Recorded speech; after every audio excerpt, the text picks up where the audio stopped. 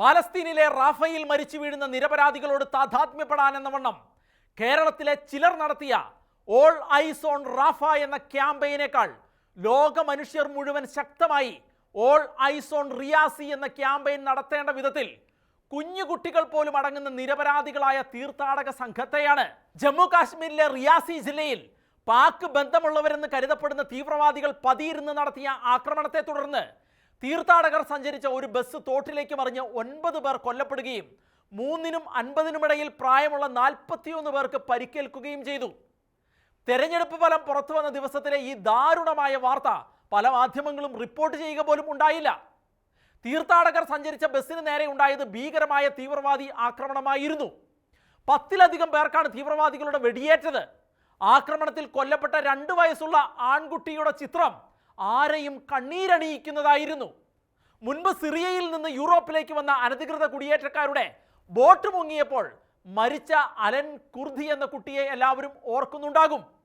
അവരാരും ഈ 2 വയസ്സുകാരൻ്റെ ചിത്രവുമായി തീവ്രവാദത്തിനെതിരെ ക്യാമ്പയിന് ഇറങ്ങിയില്ല എന്നുള്ളതാണ് സത്യം. കുട്ടി കടൽ തീരത്ത് മരിച്ചു കിടക്കുന്ന ആ ചിത്രം വ്യാപകമായി പ്രചരിപ്പിച്ച് സഹതാപ തരംഗമുണ്ടാക്കിയാണ് ലക്ഷക്കണക്കിന് പോകുന്ന സിറിയൻ അഭയാർത്ഥികൾ യൂറോപ്പ് കീഴടക്കിയത്.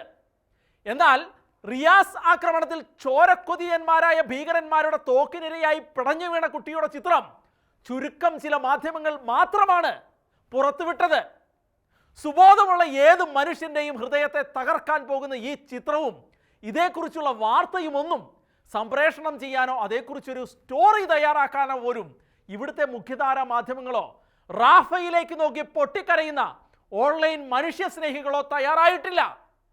അങ്ങേയറ്റം അപലപനീയമായ ഈ ഭീകരാക്രമണത്തിന്റെ കാരണങ്ങൾ എന്താണെന്ന് വ്യക്തമല്ലെങ്കിലും പാകിസ്ഥാന്റെ നിരന്തര ശത്രുവായ ഇന്ത്യക്കെതിരെ വിശേഷിച്ച് കാരണങ്ങൾ ഒന്നുമില്ലാതെ പാകിസ്ഥാൻ തീവ്രവാദികൾ ആക്രമണം അഴിച്ചുവിട്ടതാണെന്നാണ് കരുതപ്പെടുന്നത്.